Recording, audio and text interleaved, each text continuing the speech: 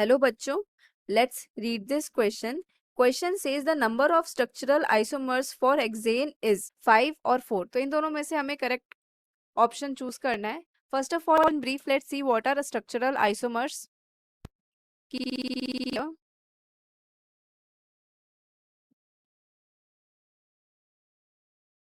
In chemistry, a structural isomer of a compound, a structural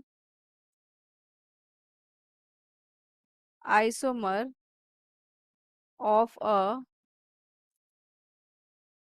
compound is another compound whose molecule is another compound whose molecule has the same number of atoms, the same number of atoms of each element, but with logically distinct bonds between them. But with logically distinct bonds between them. Bonds between them.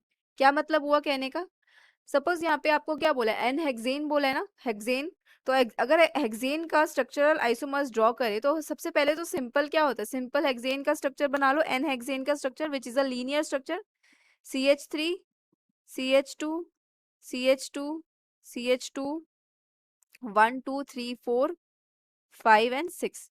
So this is a structure of N hexane which is a linear structure. It is what? Linear structure. Okay, अब इसी का isomer बनाना है.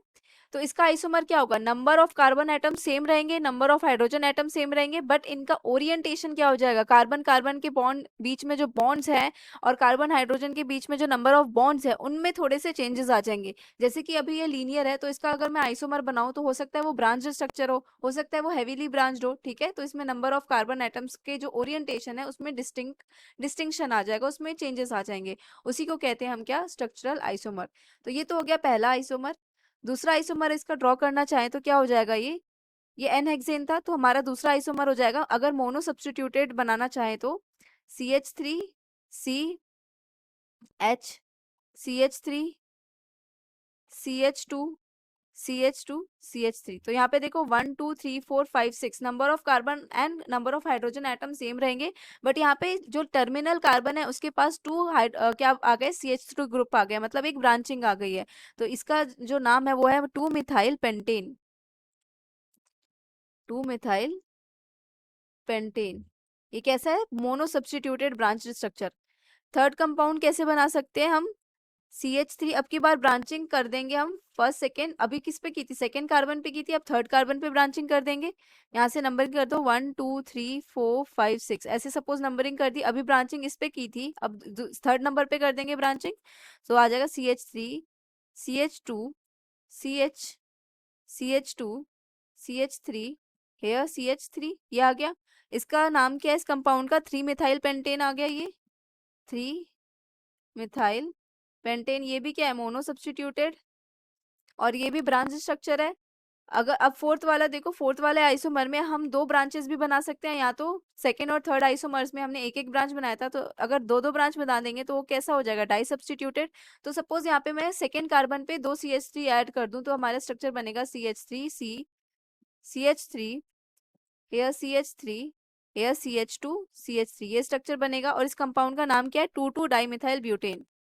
2,2 di methyl butane. ध्यान में रखना है number of carbon atoms same होने चाहिए.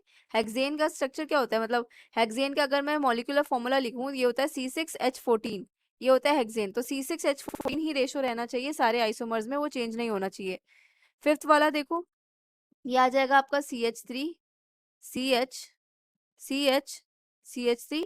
अब second and third and fourth carbon पे दो दो ब्रांचेस निकाल दिए, तो ये हो जाएगा आपका 2,3 डाइमिथाइल ब्यूटेन.